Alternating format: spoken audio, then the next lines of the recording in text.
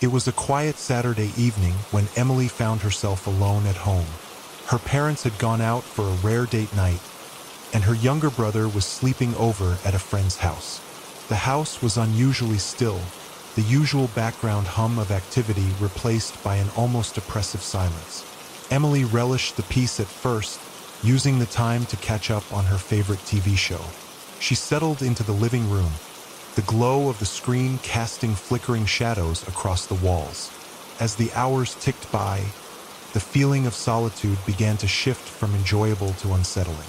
Around 10 p.m., Emily decided to make some popcorn. She paused her show and walked into the kitchen, flicking on the light. The sudden brightness made her blink, momentarily disoriented. She grabbed a bag of microwave popcorn, tossed it into the microwave and set the timer. The hum of the microwave filled the kitchen, a small comfort in the growing quiet. As the popcorn popped, Emily thought she heard a noise from upstairs. She froze, straining to listen. Nothing, just the pops of the kernels. She shook her head, laughing at her own jumpiness. "Get a grip, Emily," she muttered. The microwave beeped, and she poured the popcorn into a bowl, returning to the living room. She hit play and tried to focus on the show, but the feeling of unease persisted. Every creak of the house, every rustle of leaves outside seemed amplified. Suddenly, her phone buzzed. She picked it up, expecting a message from her parents, but the screen was blank. A random notification from an app, perhaps. She put the phone down and took a deep breath, trying to shake off the tension. Then she heard it again, a faint sound, like a door creaking open. Emily's heart raced. She muted the TV and listened intently. The house was silent again. She stood up, her legs feeling like jelly, and walked to the foot of the stairs. She called out, "Hello? Is anyone there?" Her voice echoed back, unnaturally loud in the stillness. Silence. Emily grabbed her phone and dialed her mom's number. It rang once, twice, then went to voicemail. She left a quick message, trying to sound calm. "Hey, just checking in. Everything's fine here. Call me when you get this." She hung up and stared at the stairs. Every horror movie she'd ever seen played in her mind, but she knew she had to check it out. She couldn't sit in the living room, imagining all sorts of terrors lurking upstairs. Slowly, she ascended the stairs, her hand gripping the banister tightly. She reached the top and turned towards her parents' bedroom, the source of the noise. The door was ajar, just as it had been all evening. She pushed it open fully, her eyes darting around the room. Nothing seemed out of place. She checked the closet, under the bed, and behind the curtains. Everything was normal. Emily let out a shaky breath, feeling a little foolish for her paranoia. As she turned to leave the room, she noticed something that made her blood run cold. The attic door in the hallway ceiling was slightly open. It had been closed when she came upstairs earlier. She was sure of it. Emily's heart pounded in her chest. She backed away slowly, never taking her eyes off the attic door. She reached the stairs and hurried down, nearly tripping in her haste. She grabbed her phone and called 911, her fingers trembling. The operator's calm voice was a lifeline. "911, what's your emergency?" I think there's someone in my house. I'm alone, and the attic door is open. Stay on the line with me, ma'am. Police are on their way. Can you find a safe place to hide?" Emily nodded, even though the operator couldn't see her. "Why, yes, I'm going to the basement." "Good. Stay there until the police arrive. Keep the line open." Emily hurried to the basement door and descended the stairs, feeling somewhat safer in the enclosed space. She huddled in a corner, her phone clutched to her ear. Minutes felt like hours, but finally, she heard the distant wail of sirens. The police arrived and searched the house thoroughly.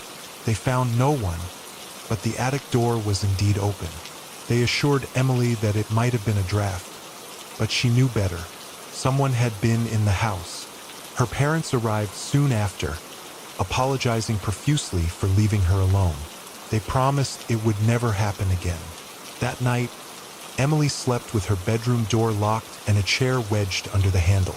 She never found out who or what had been in the attic that night, but the feeling of being watched lingered long after the police had left, a silent reminder that sometimes the scariest things are the ones we can't see. It was a stormy night when Mark found himself alone in his childhood home.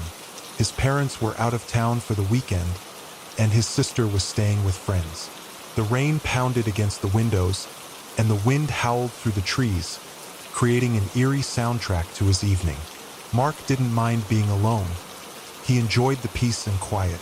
He settled in the living room with a book, the steady rhythm of the rain a soothing backdrop. The only light came from a lamp on the side table, casting a warm, comforting glow. As he read, the lights flickered. He looked up, frowning. The storm must be affecting the power lines. He shrugged and went back to his book.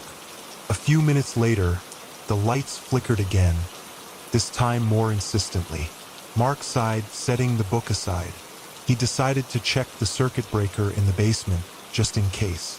He grabbed a flashlight from the kitchen drawer and made his way to the basement door. The house was old, and the wooden steps creaked under his weight as he descended. The air was cooler down here, with a faint, musty smell that reminded him of old books.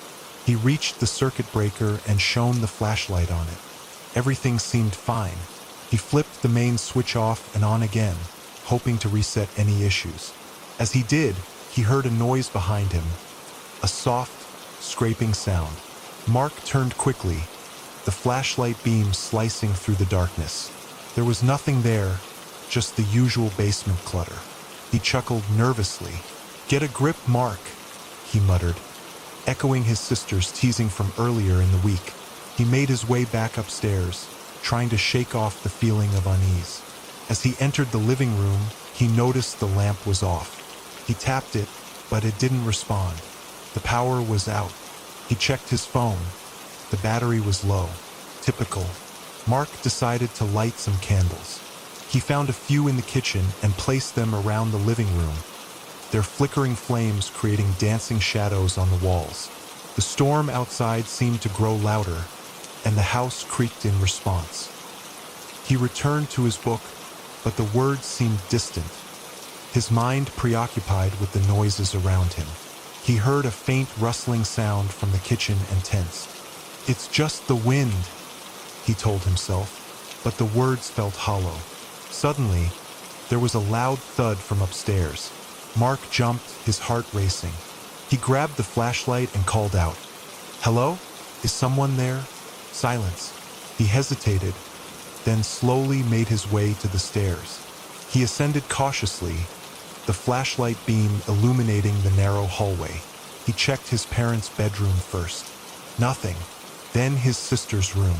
Empty. Finally, he reached his own room. The door was slightly ajar, just as he had left it. He pushed it open with his foot, shining the light inside. Everything seemed normal. He stepped in, looking around. As he turned to leave, the flashlight flickered and went out. Mark cursed under his breath and smacked it against his palm. It flickered back to life, but dimmer this time. He pointed it towards his bed and froze. There, under the bed, was a hand.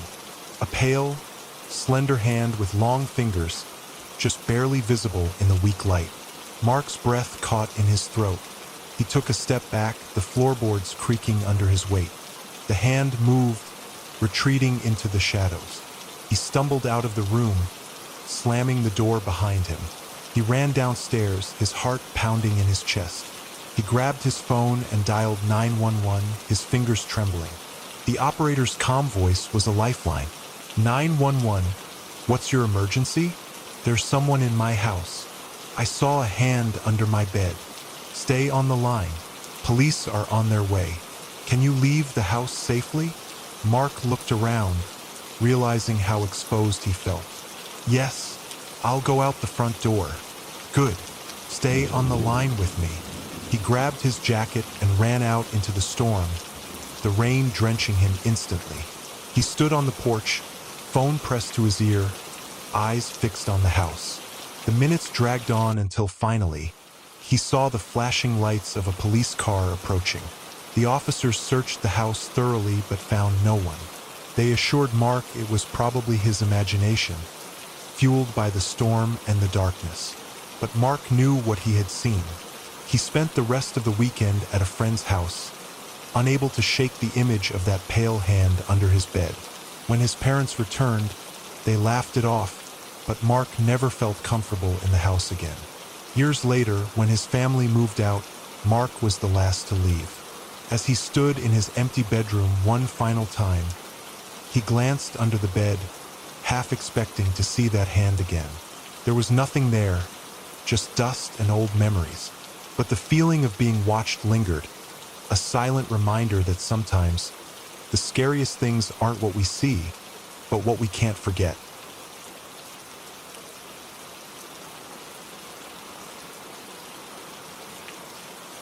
Lily had been looking forward to a quiet weekend alone. Her roommates had all gone home for the long weekend, leaving her with the entire house to herself. She had planned a cozy night in with movies, snacks, and a chance to unwind after a hectic week at work. The evening started off perfectly. Lily made herself a cup of tea, grabbed a blanket, and settled on the couch in the living room. She flicked on the TV and started browsing through Netflix, finally settling on a classic horror movie. The rain outside added to the ambience, its gentle patter against the windows creating a soothing backdrop. An hour into the movie, Lily heard a faint noise coming from the back of the house. She paused the movie and listened. It sounded like a door creaking open. Her heart skipped a beat. She glanced at the clock. It was almost midnight.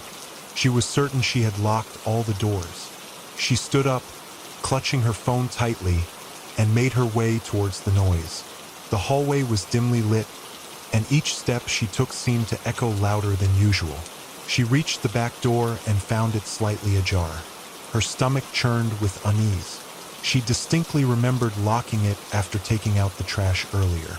Lily pushed the door shut and locked it again, double-checking the latch. She turned to head back to the living room when she heard another noise, this time from upstairs.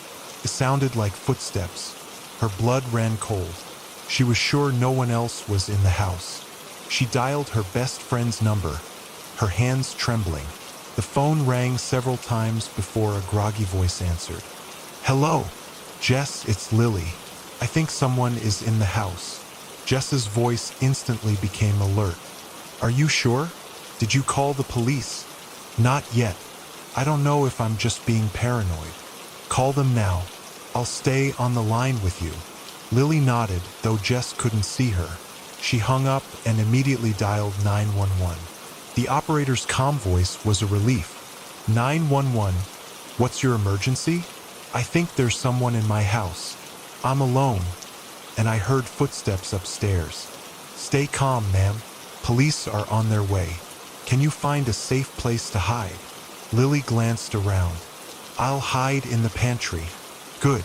Stay on the line with me." She crept into the kitchen and slipped into the pantry, closing the door behind her as quietly as she could.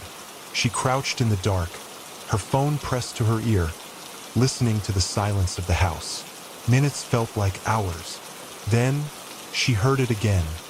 The unmistakable sound of footsteps, slow and deliberate, descending the stairs.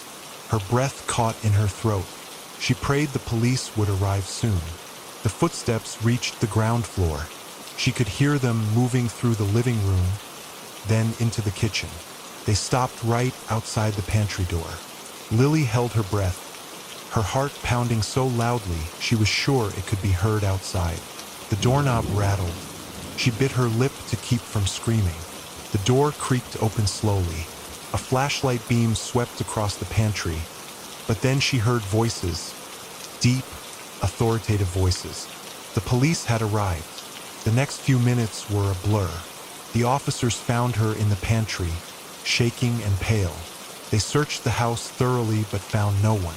The back door was open again, despite Lily having locked it. "Are you sure you locked it?" one of the officers asked. "Yes, I'm positive," Lily replied, her voice trembling. They didn't find any signs of forced entry, which only deepened the mystery. The officers promised to patrol the area throughout the night and advised Lily to stay with a friend. She didn't need to be told twice. She packed a bag quickly and left the house, still in a daze. Jess welcomed her with open arms, letting her crash on the couch. They stayed up talking until the early hours of the morning, trying to make sense of what had happened. Lily never found out who or what had been in the house that night. The experience left her with a lingering sense of unease, a reminder that sometimes the scariest things are the ones that lurk in the shadows, just out of sight. I've always loved the ocean, the mystery of the deep, the weightlessness, the vibrant sea life. All of it drew me in. So when I had the chance to dive a little explored trench off the coast of Indonesia, I jumped at it. Little did I know this dive would be unlike any other. The sun was just rising as our boat reached the site. The water was a deep, inviting blue, and I felt the familiar thrill of anticipation. My diving partner, Elena, and I went over our gear one last time. We were seasoned divers, both with hundreds of dives under our belts, but the depth we planned to reach today was at the edge of our experience. We began our descent. First, it was like any other dive. Schools of colorful fish darted around us, and the coral formations were breathtaking. But as we went deeper, the light began to fade, and the water grew colder. The vibrant colors gave way to shadows, and the sea life became sparse. At about 150 feet, we reached the entrance to the trench. It loomed before us, a dark, foreboding chasm cutting into the ocean floor.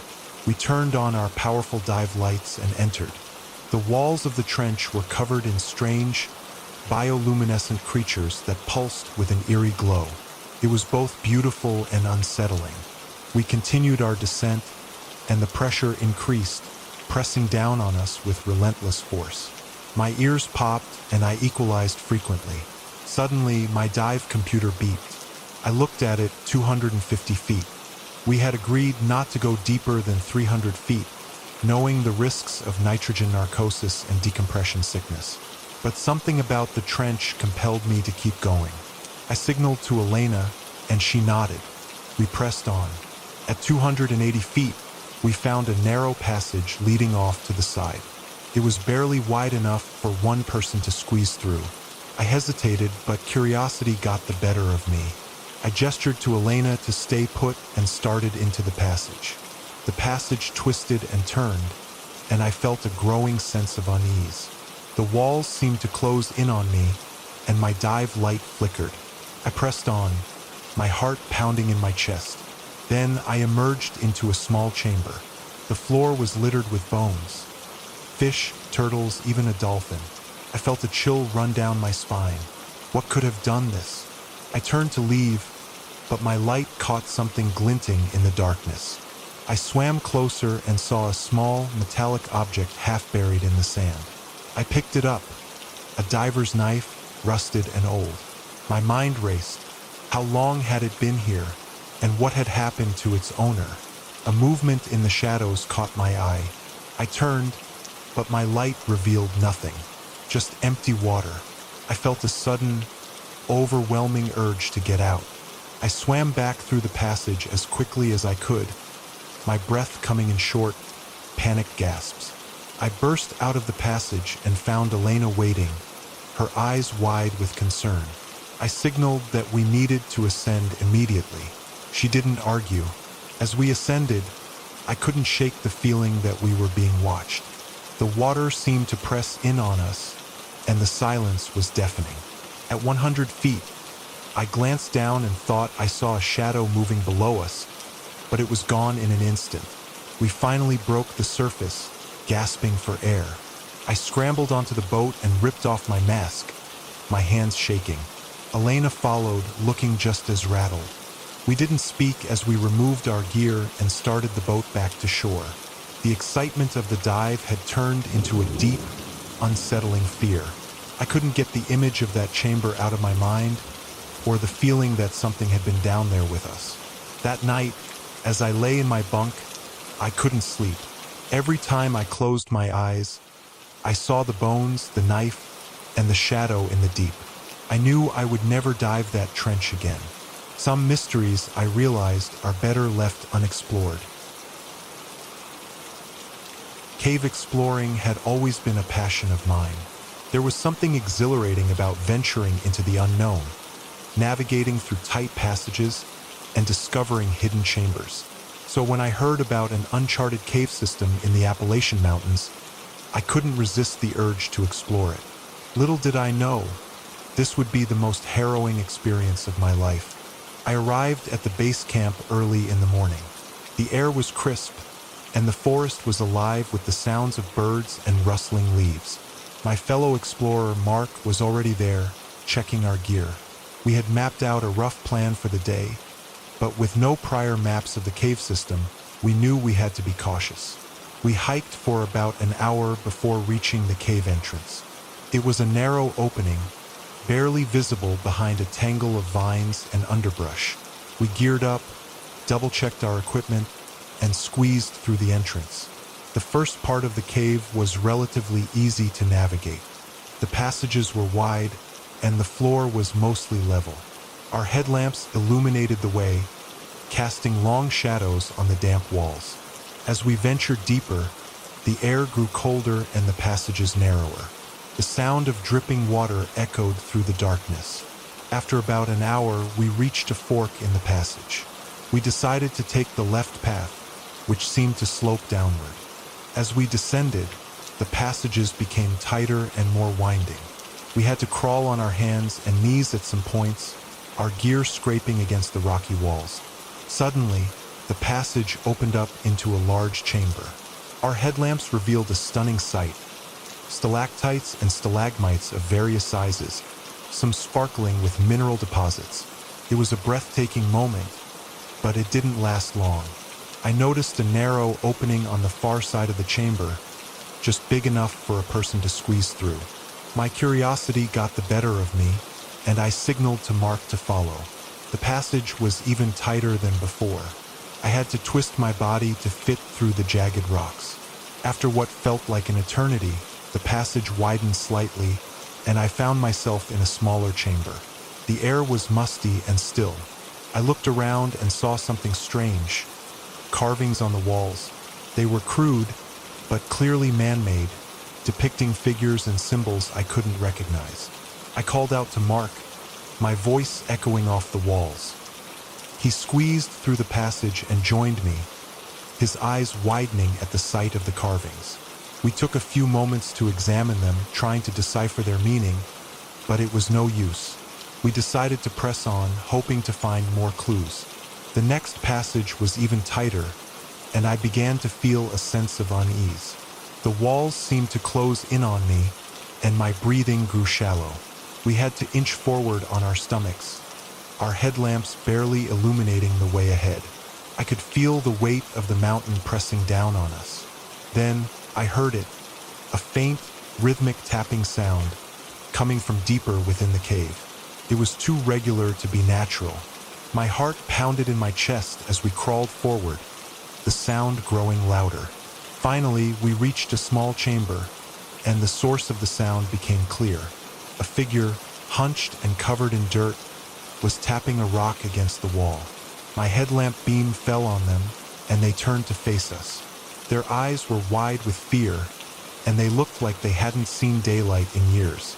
Mark and I froze, not knowing what to do. The figure slowly stood up, dropping the rock. They took a step towards us, and I could see the desperation in their eyes. They tried to speak, but their voice was a hoarse whisper. "Help me," they managed to say before collapsing. We rushed to their side, checking for injuries. They were weak and dehydrated, their clothes in tatters. We gave them water and some food from our packs, and after a few moments, they began to regain their strength. Through ragged breaths, they told us their story. They had been exploring the cave alone, much like us, when they got lost. Their flashlight had died, and they had been wandering in the dark for days, tapping on the walls in the hope that someone would hear. It was a miracle that we had found them. We decided to abandon our exploration and get them out of the cave as quickly as possible. The journey back was slow and arduous, but we finally made it to the entrance. As we emerged into the daylight, the figure we had rescued began to cry tears of relief. That night, as I lay in my tent, I couldn't shake the feeling of the cave closing in around me. The carvings, the rhythmic tapping, and the desperate figure haunted my thoughts. I realized how close we had come to becoming lost ourselves, and I knew I would never forget the terror of those narrow passages. Some places I thought are better left unexplored. I've always loved my old family home. It's a quaint, two-story house on the outskirts of a small town, surrounded by woods. My parents left it to me when they retired to Florida, and I spent many weekends there, relishing the peace and quiet. One particular weekend, though, turned into something I'll never forget. It was late autumn, and the air was crisp with the first hints of winter. I decided to spend the weekend alone at the house to relax and finish some writing. I arrived on Friday evening, just as the sun was setting, casting long shadows over the driveway. The house stood there, welcoming and familiar, but as I walked inside, I felt a slight unease. I shrugged it off, attributing it to the long drive and the gathering darkness. After a quick dinner, I settled into the living room with my laptop.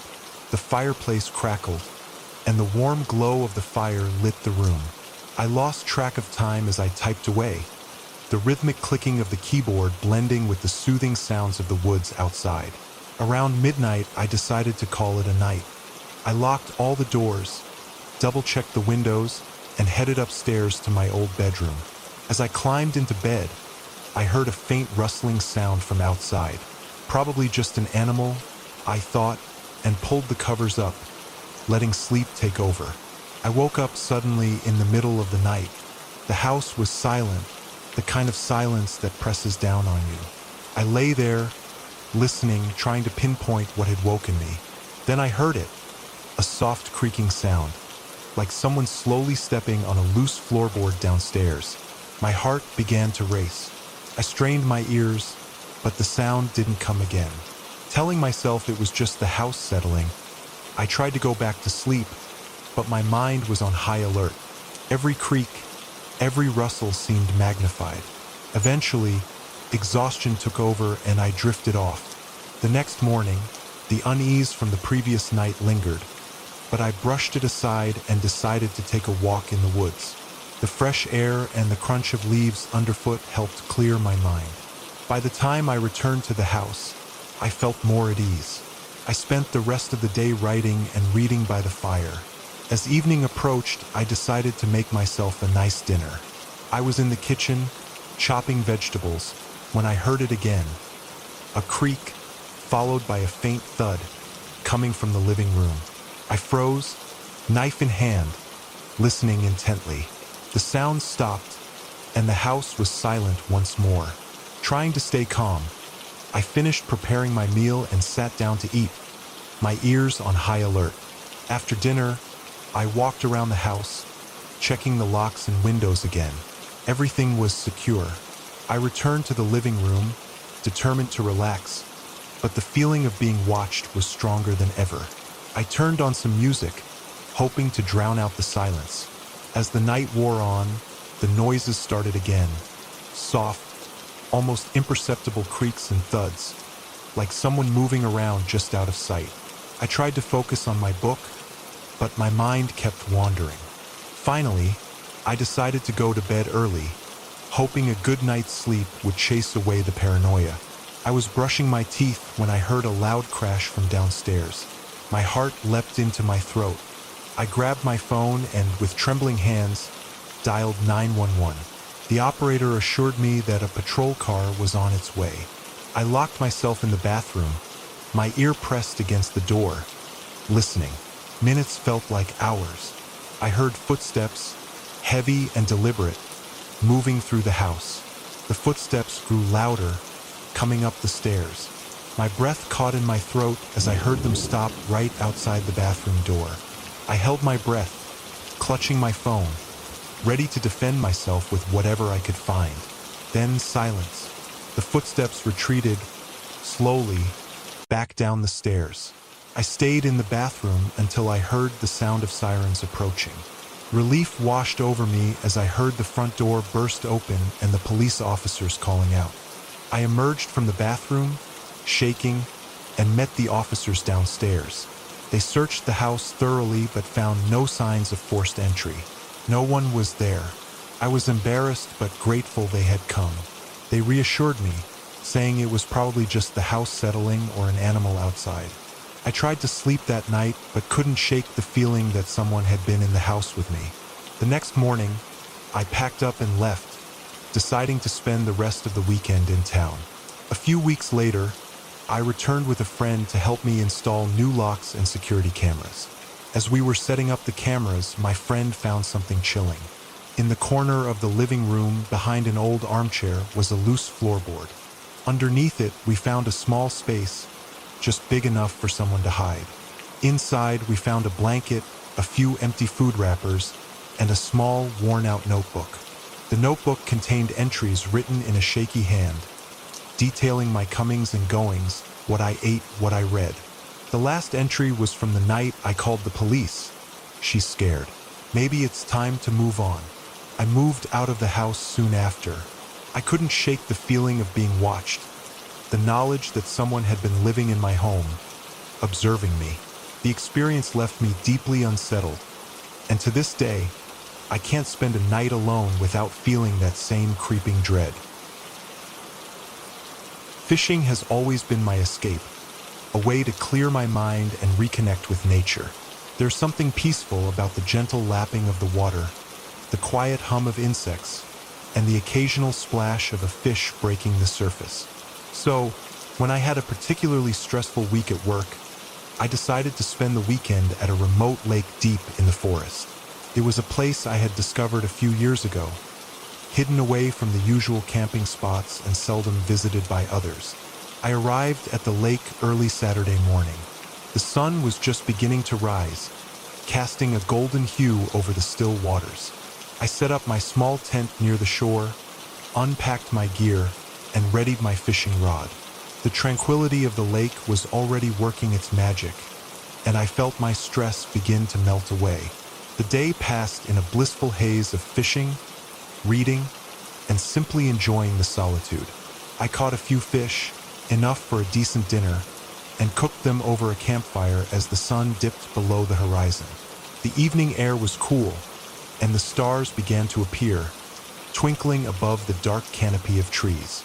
I settled into my folding chair, content and relaxed, the crackling fire providing a comforting soundtrack. As the night grew darker, I decided to take a walk along the shore. The moon was bright, illuminating the path ahead, and the forest seemed almost magical in the silvery light. I wandered for a while, lost in thought, until I reached a small cove I hadn't noticed before. The water here was darker, almost black, and the air felt colder. A shiver ran down my spine, but I shrugged it off as the chill of the night. I turned to head back to my camp when I noticed something peculiar. A small, weathered boat half submerged in the reeds. It looked like it had been there for years, forgotten and decaying. My curiosity piqued. I walked closer to inspect it. The boat was covered in moss, and its wood was rotting. Inside, I saw old fishing gear and what appeared to be a leather-bound journal, partially hidden under a tattered blanket. I carefully picked up the journal, the leather cold and damp to the touch. Flipping through the pages, I found entries dating back several decades. They detailed fishing trips, weather conditions, and daily life, but the last few entries caught my attention. They were hastily written, almost frantic, describing strange occurrences at the lake. Unnatural sounds at night, shadows moving in the trees, and an overwhelming sense of being watched. As I read the final entry, a chill ran down my spine. It was dated exactly 20 years ago to the day and described a night much like this one. The writer had heard whispers, unintelligible but unmistakable, coming from the water. They had planned to leave the next morning but had never been heard from again. A sudden rustling in the bushes behind me snapped me out of my thoughts. My heart raced as I turned, half expecting to see someone or something emerging from the darkness. But there was nothing, just the gentle rustling of leaves in the breeze. I took a deep breath and told myself it was just my imagination, fueled by the eerie journal entries. I decided to head back to camp, the journal tucked under my arm. As I walked, I couldn't shake the feeling that I was being watched. Every snap of a twig, every rustle of leaves seemed amplified in the stillness of the night. I quickened my pace, my eyes darting around the darkened forest. When I finally reached my campsite, the fire had died down to embers. I threw a few more logs on, hoping the warmth and light would chase away the uneasy feeling that had settled over me. I sat by the fire, staring into the flames, the journal resting on my lap. I debated whether to read more, but a part of me was too unsettled. Eventually, exhaustion overtook me, and I retreated to my tent. I left the fire burning low, a small comfort against the encroaching darkness. Sleep came fitfully, filled with strange dreams of shadows and whispers. I woke abruptly in the middle of the night. The forest was eerily silent, the kind of silence that presses down on you. I lay still, listening. Then, I heard it, a soft whispering, just outside my tent. My blood ran cold. The whispers were unintelligible, but there was an urgency to them, a desperate insistence. I sat up, my heart pounding, and grabbed my flashlight. Taking a deep breath, I unzipped the tent and shone the light outside. The beam cut through the darkness, revealing nothing but trees and the flickering remains of the fire. The whispers stopped abruptly, leaving an oppressive silence in their wake. I stepped out of the tent, flashlight in hand, and scanned the area. Nothing seemed out of place, but the feeling of being watched was stronger than ever. I called out, my voice trembling slightly. "Is anyone there?" The only response was the distant call of an owl. Determined to shake off the fear, I stoked the fire and sat close to it, the warmth providing some comfort. I told myself it was just the wind, or perhaps my mind playing tricks on me after reading the journal. But deep down, I knew something wasn't right. As the first light of dawn began to filter through the trees, I felt a sense of relief. The oppressive atmosphere of the night lifted, and the familiar sounds of the forest returned. I decided to pack up and leave, my planned weekend cut short by the previous night's events. As I dismantled my tent, I glanced at the journal one last time. I considered leaving it, but a strange compulsion made me take it with me. I wanted to know more, to understand what had happened to the person who had written those entries. Back at home, I spent hours poring over the journal, trying to piece together the story. The entries grew more frantic, detailing sightings of figures in the woods and the feeling of being watched. The final entry ended abruptly, with a scrawl that sent chills down my spine. "They're here. I never returned to that lake." The peace and solitude I once found there had been tainted by the journal and the unsettling events of that night. Even now, I sometimes wake in the middle of the night, my heart racing, and I can almost hear the whispers outside my window.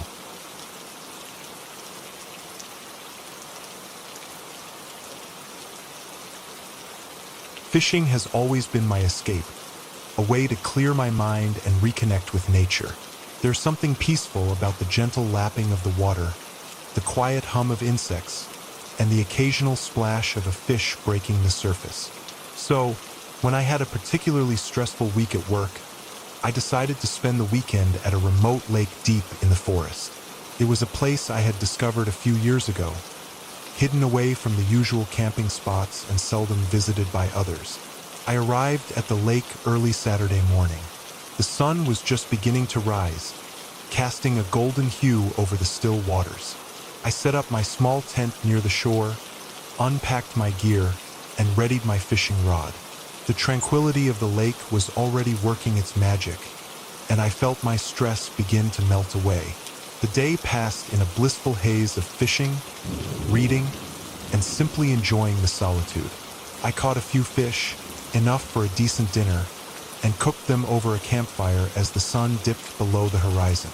The evening air was cool, and the stars began to appear, twinkling above the dark canopy of trees. I settled into my folding chair, content and relaxed, the crackling fire providing a comforting soundtrack. As the night grew darker, I decided to take a walk along the shore. The moon was bright, illuminating the path ahead, and the forest seemed almost magical in the silvery light.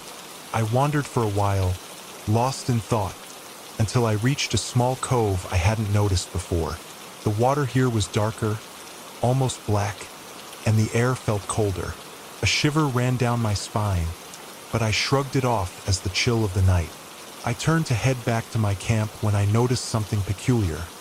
A small, weathered boat half submerged in the reeds.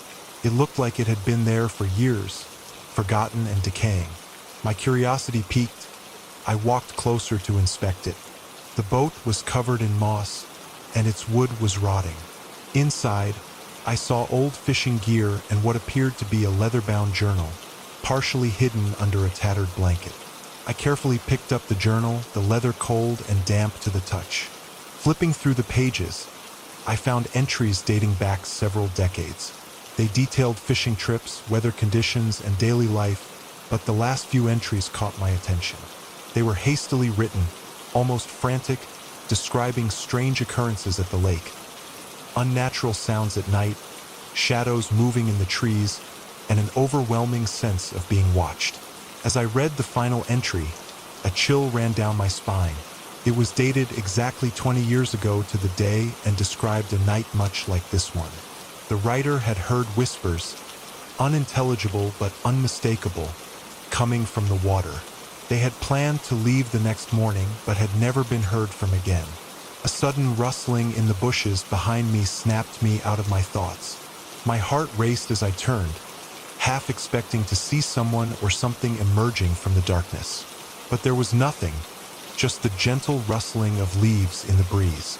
I took a deep breath and told myself it was just my imagination, fueled by the eerie journal entries. I decided to head back to camp, the journal tucked under my arm. As I walked, I couldn't shake the feeling that I was being watched. Every snap of a twig, every rustle of leaves seemed amplified in the stillness of the night. I quickened my pace, my eyes darting around the darkened forest. When I finally reached my campsite, the fire had died down to embers. I threw a few more logs on, hoping the warmth and light would chase away the uneasy feeling that had settled over me. I sat by the fire, staring into the flames, the journal resting on my lap. I debated whether to read more, but a part of me was too unsettled. Eventually, exhaustion overtook me, and I retreated to my tent. I left the fire burning low, a small comfort against the encroaching darkness. Sleep came fitfully, filled with strange dreams of shadows and whispers. I woke abruptly in the middle of the night. The forest was eerily silent, the kind of silence that presses down on you. I lay still, listening. Then, I heard it, a soft whispering, just outside my tent. My blood ran cold. The whispers were unintelligible, but there was an urgency to them, a desperate insistence. I sat up, my heart pounding, and grabbed my flashlight. Taking a deep breath, I unzipped the tent and shone the light outside. The beam cut through the darkness, revealing nothing but trees and the flickering remains of the fire. The whispers stopped abruptly, leaving an oppressive silence in their wake. I stepped out of the tent, flashlight in hand, and scanned the area. Nothing seemed out of place, but the feeling of being watched was stronger than ever. I called out, my voice trembling slightly. "Is anyone there?" The only response was the distant call of an owl. Determined to shake off the fear, I stoked the fire and sat close to it, the warmth providing some comfort. I told myself it was just the wind, or perhaps my mind playing tricks on me after reading the journal. But deep down, I knew something wasn't right.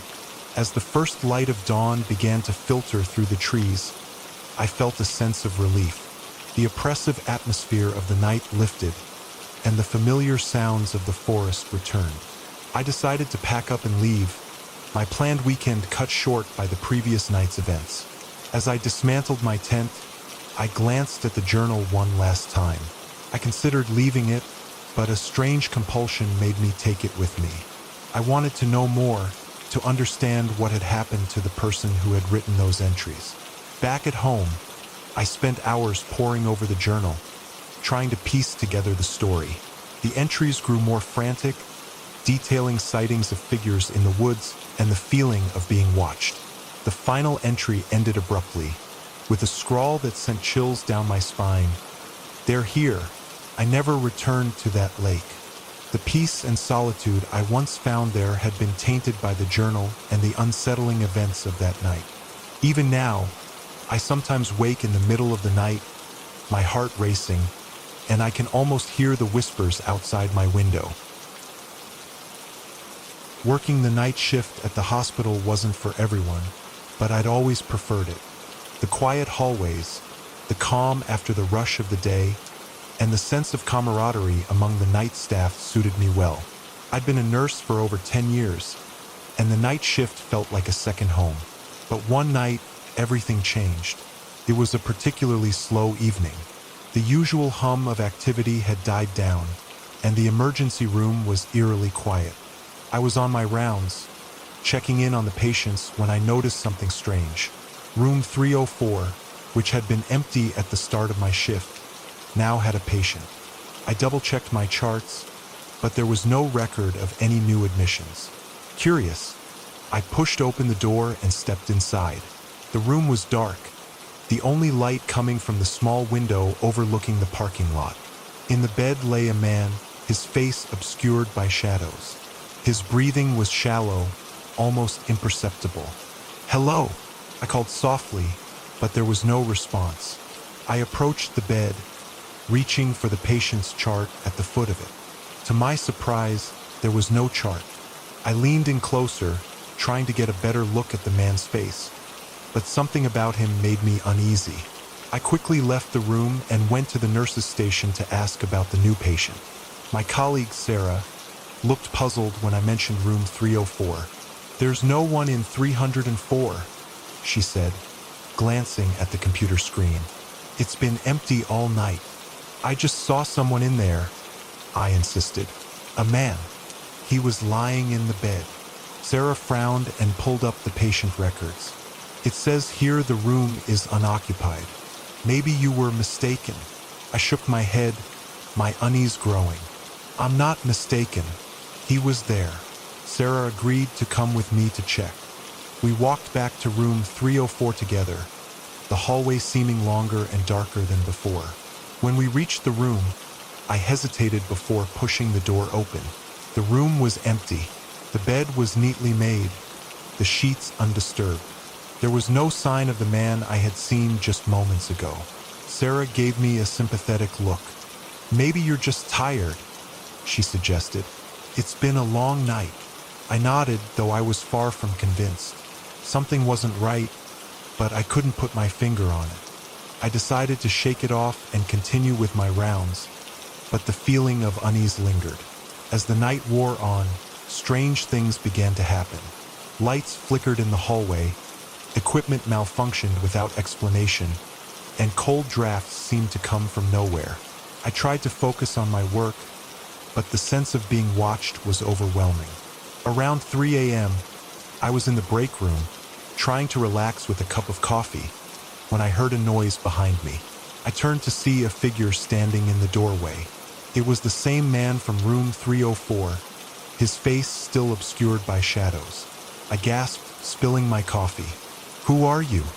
I demanded, my voice shaking. The man didn't respond. He simply stood there, motionless. I reached for my phone, intending to call security, but when I looked up again, he was gone. The doorway was empty, as if he had never been there. My hands trembled as I dialed the security office. I explained what had happened, and they promised to send someone to check the surveillance cameras. Minutes later, 2 security guards arrived. They reviewed the footage but found nothing unusual. The cameras hadn't picked up any sign of the man I had seen. Feeling increasingly unnerved, I decided to visit the hospital archives. Maybe there was some record of room 30 that could explain what was happening. I enlisted Sarah's help, and together we combed through old patient files and records. After an hour of searching, we found something. 10 years ago, a man named John Hargrove had been admitted to room 304 after a car accident. He had sustained severe injuries and was in critical condition. According to the records, he had died in that room under mysterious circumstances. There were rumors among the staff at the time that his death was not natural, but no conclusive evidence had ever been found. Sarah and I exchanged uneasy glances. The pieces were starting to fit together, but it didn't make the situation any less frightening. We returned to the nurse's station, the weight of our discovery heavy on our minds. The rest of the night passed in a blur of anxiety and vigilance. I couldn't shake the feeling that John Hargrove was still there, watching us. Every creak, every shadow seemed to take on a sinister significance.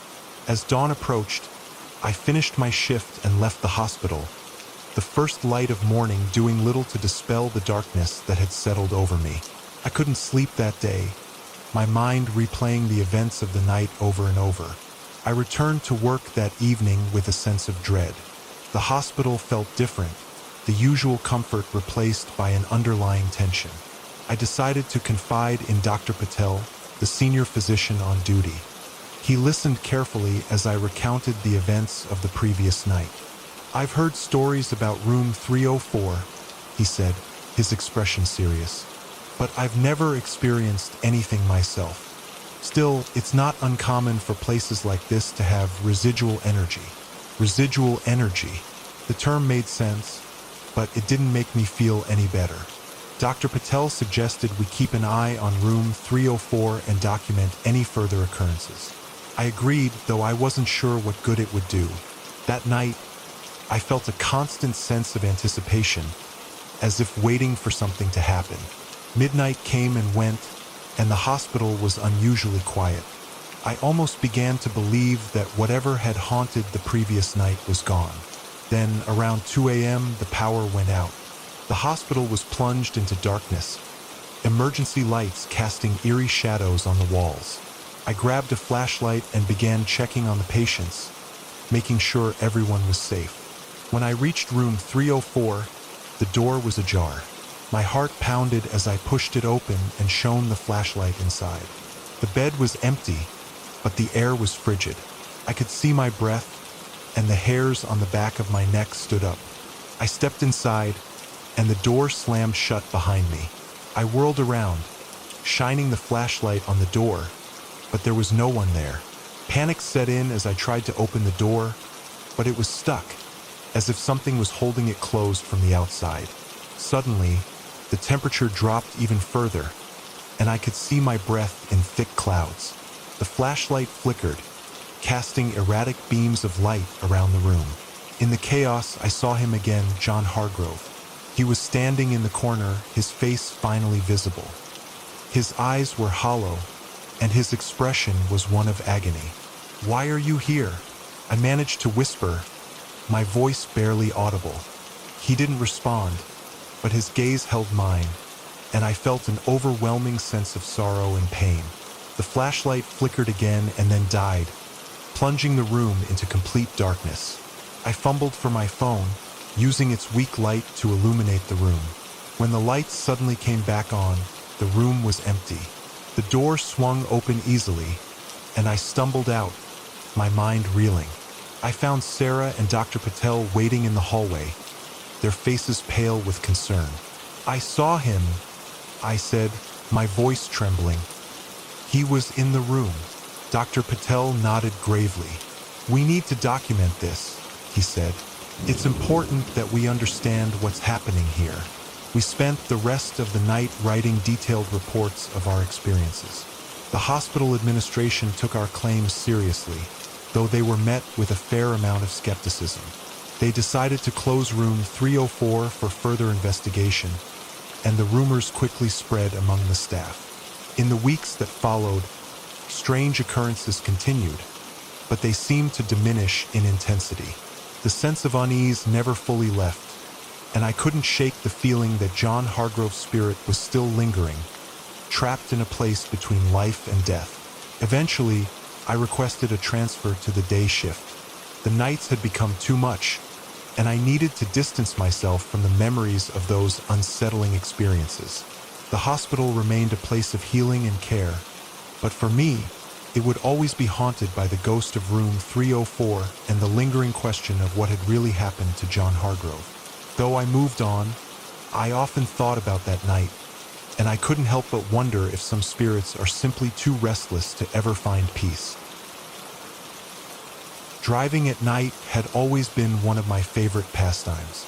The open road, the cool night air, and the serenity of the empty highways offered a sense of freedom I rarely found elsewhere. After a long and stressful week, I decided to take a late-night drive to clear my head.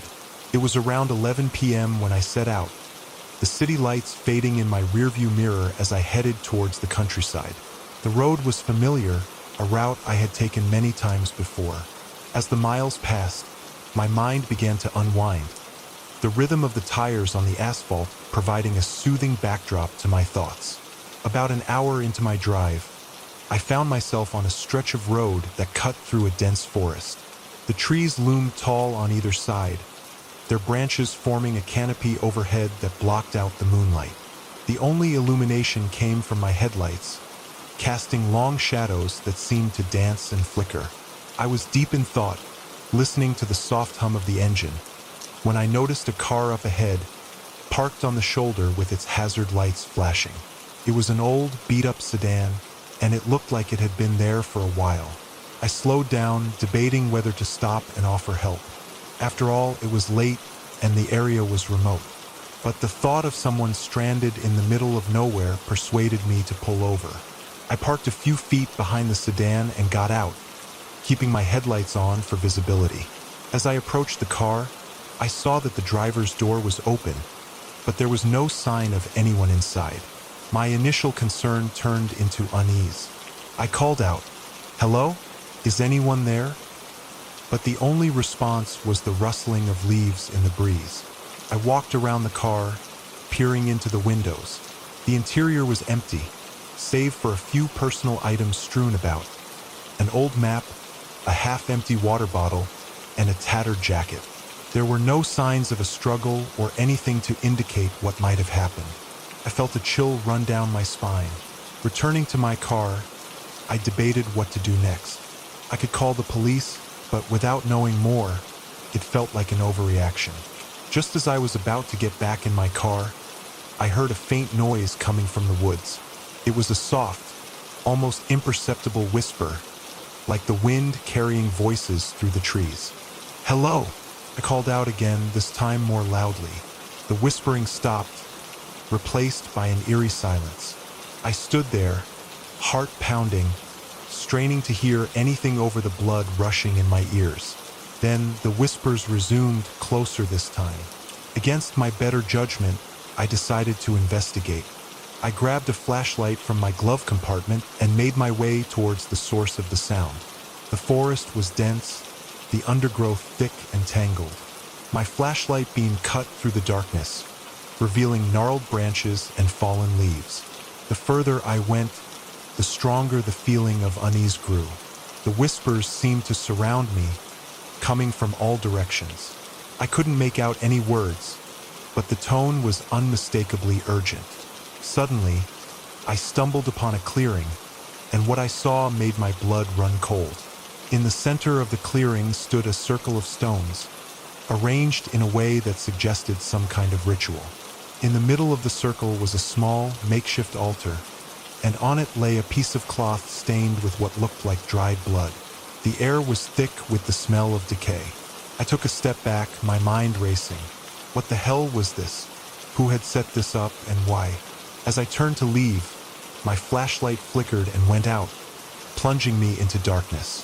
Panic set in as I fumbled to turn it back on, my fingers trembling. When the light finally came back, I saw movement out of the corner of my eye. A figure stood at the edge of the clearing, just beyond the reach of my flashlight beam. It was tall and thin, with long, tangled hair obscuring its face.